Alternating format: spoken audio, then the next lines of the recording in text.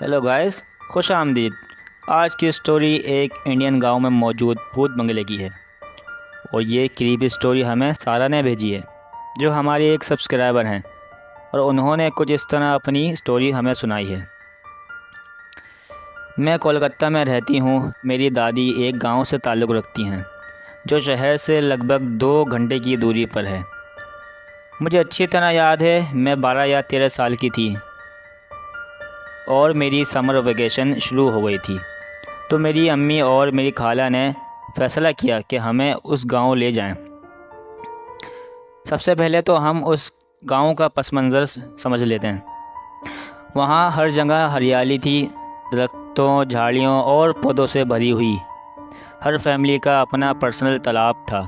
وہاں کی آبادی اتنی کم تھی کہ اگر سب لوگ ایک جگہ اکٹھا ہو جاتے تو آپ ان کو 1 منٹ میں گن سکتے تھے۔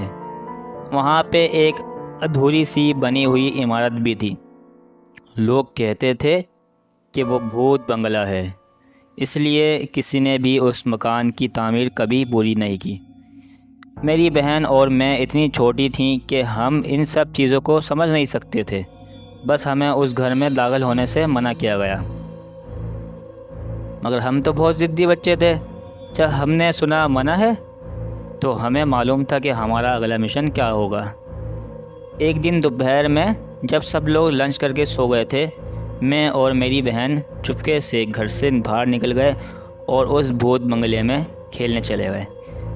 وہ 2 منزلہ عمارت بنی تھی، لیکن جیسے میں نے کہا وہ ادھوری تھی، مطلب صرف کچھ سیڑھیاں ہی بنی ہوئی تھیں۔ ہم مستی کر رہے تھے کہ اچانک ہم نے ایک زوردار آواز سنی اور ہم ڈر گئے، اور ہمیں فیل ہونے لگا کہ ہمیں یہاں سے بھاگ جانا چاہیے۔ لیکن جیسے ہی ہم نے بھاگنے کی کوشش کی، میری بہن کچھ پتھروں پہ گر گئی اور اس کی حالت بہت زیادہ بگڑ گئی۔ میں نے اسے اٹھانے کی کوشش کی، لیکن ہر پل کے ساتھ وہ بھاری ہو رہی تھی۔ ہم نے فوراً کچھ مذہبی کلمات پڑھنا شروع کر دیے۔ اس کے اثر سے میری بہن بالکل نارمل ہو گئی۔ ہم نے اور دیر نہ کی اور فوراً بھاگ گئے۔ ہم نے کسی کو اس واقعے کے بارے میں نہیں بتایا، لیکن ہم بہت ڈر چکے تھے۔ جیسے آپ بھی جانتے ہیں کہ گاؤں میں لوگ جلدی سو جاتے ہیں اور جلدی اٹھ جاتے ہیں۔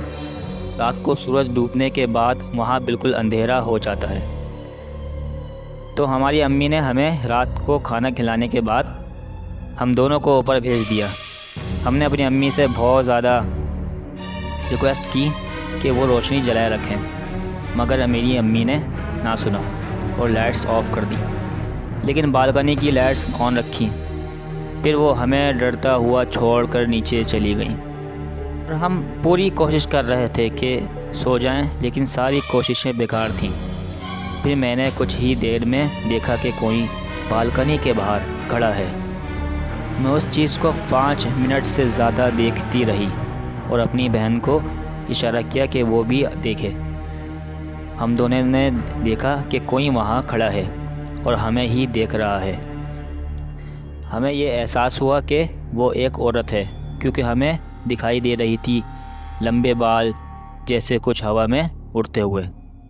اب بس ہماری برداشت اینڈ ہو گئی تھی، اور ہم چلانے والے تھے کہ تبھی ہم نے ایک آواز سنی، شش، چپ رہو، نہیں تو تم زندہ نہیں رہو گے۔ شاید ہم اس کے بعد بے ہوش ہو گئے۔ مجھے کچھ بھی یاد نہیں کہ اس رات کیا ہوا۔ جب بھی ہم اپنی امی سے اس رات کا تذکرہ کرتے ہیں تو وہ اس ٹاپک کو بالکل اوائڈ کرتی ہیں۔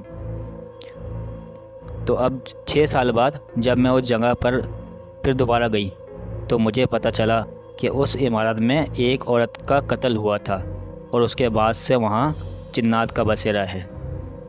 تو دوستو، آج کی یہ سٹوری آپ کو کیسی لگی؟